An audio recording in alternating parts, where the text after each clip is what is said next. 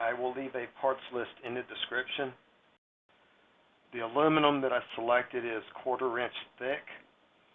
Also, the table is going to be outside, so I don't want to use steel because it would rust. Everything is stainless steel and aluminum. I have not drilled all the holes, but the holes are on 4-inch centers.